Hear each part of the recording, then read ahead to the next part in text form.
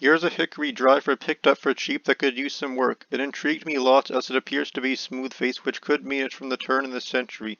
It also has a ton of whipping at the neck, which could indicate a spliced neck, an older way of fixing the head to the shaft. There's also no markings visible at all, as it appears to have been covered very heavily with some sort of varnish. I should also mention that I don't intend to play this club, as the lead weight has crumbled and fixing that would be way out of my expertise.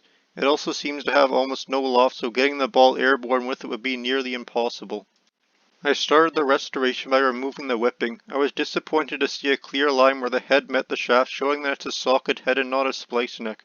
As I then expected, the whipping was in place to reinforce a huge split in the shaft.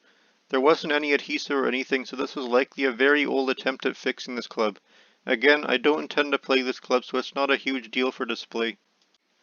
Next, I removed the sole plate in order to clean it up properly. When doing this sort of thing, I highly suggest keeping the screws in the right order, as this will ensure it'll go back in properly.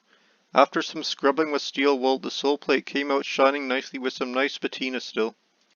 Once I started sanding the head, the history of the club became visible. A two-tone pattern emerged with the familiar marking to me, Columbia Special. I immediately recognized this as a Burke head, as my nibblick and putter are from the same set dating to the 1920s. Too bad it wasn't very old, but the mystery was solved. I guess the original owner sanded the grooves off for whatever reason.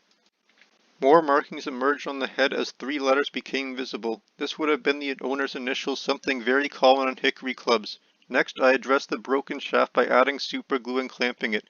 Again, I only intend to use this club for display, so it just needs to hold together.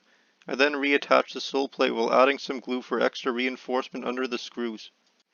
The refinishing part is where the club really pops. I use shellac for this as it brings out the wood grain well as gives a protective coat. I did 3 coats for this club. The end result was a much more presentable piece with the neat antique look still retained. I also added some whipping to reinforce the break as well as add some extra flair.